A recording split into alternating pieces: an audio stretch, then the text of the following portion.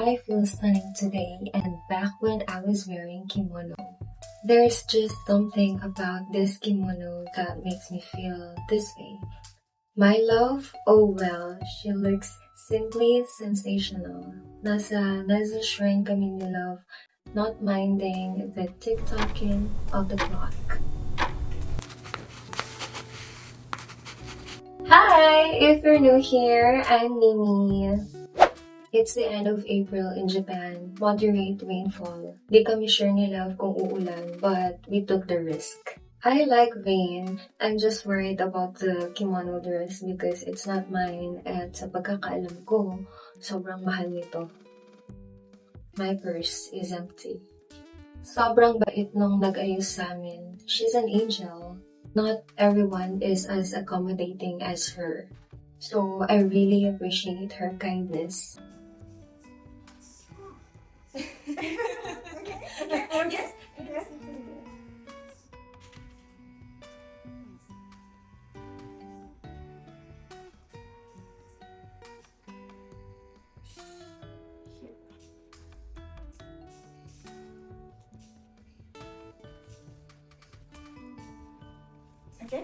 3, 2, 1, go. Otsukaresama deshita. Inayusan niya na nga ako pagkatapos niya lagyan ng nagajuban. Yung nagajuban, ito yung panloob na kimono. And then, to match my red kimono, naglagay siya ng bulaklak na clip sa buhok ko. So I think it's okay? Yeah, it's okay. Hop, hop, hop, hop, hop. At pagkatapos, kinulot-kulot niya din yung buhok ko. Yung bangs ko lang pala. Yung hairspray na ginamit niya, nagustuhan ko, kaya bumili din ako ng akin at nagdala pa ako dito sa Pinas.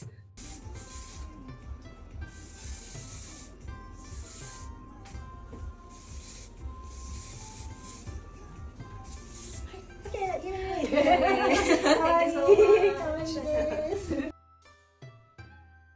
Pag pumunta kayo dito, papapiliin din kayo ng kulay na gusto niyo. Siyempre ako, I choose red.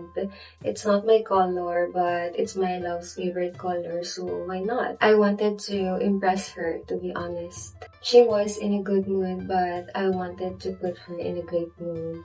So instead of being bitter, Impress mo din mahal mo. Be intentional with it. Offer a massage, cook her favorite food, bigyan mo ng jacket, whatever.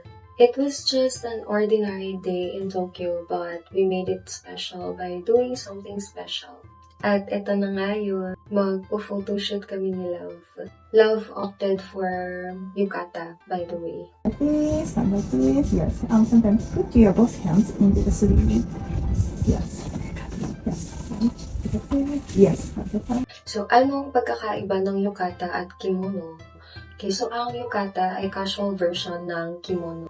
Kumbaga, ito yung parang bathrobe at ginagamit sa mga matsuri or summer festival sa Japan.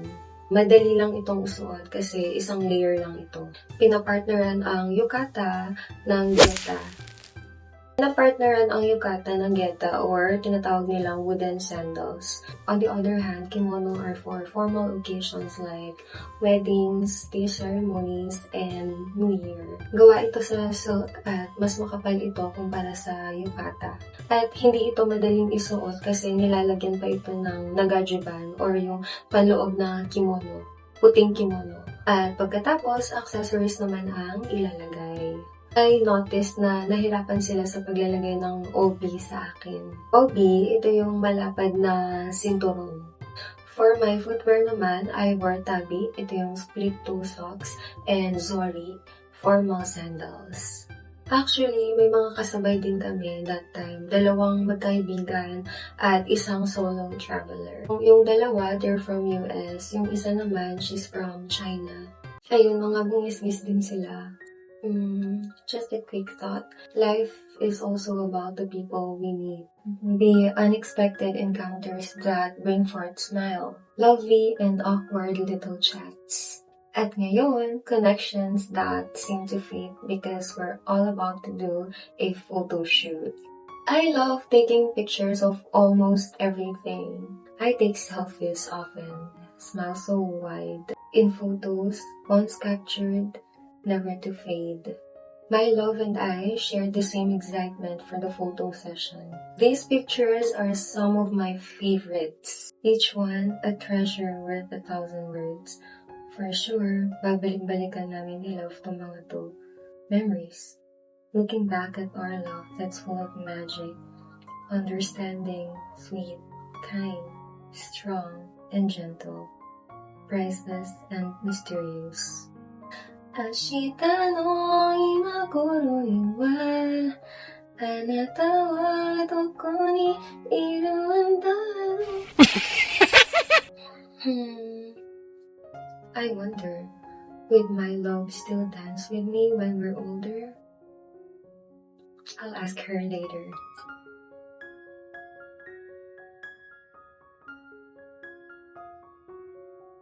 Kimono ay para bang visual story of elegant Japanese culture. In Japanese, kimono simply means a thing to wear. Ang ibig sabihin kasi ng ki ay wear. Ang ibig sabihin ng mono ay thing. Hence, a thing to wear. That's it for today's video. Kung nagustuhan mo, please hit the like button and subscribe to my channel. Thank you so much for watching. See you in my next one. Bye! Slowly. 3, 2, 1, go. Yak, pak.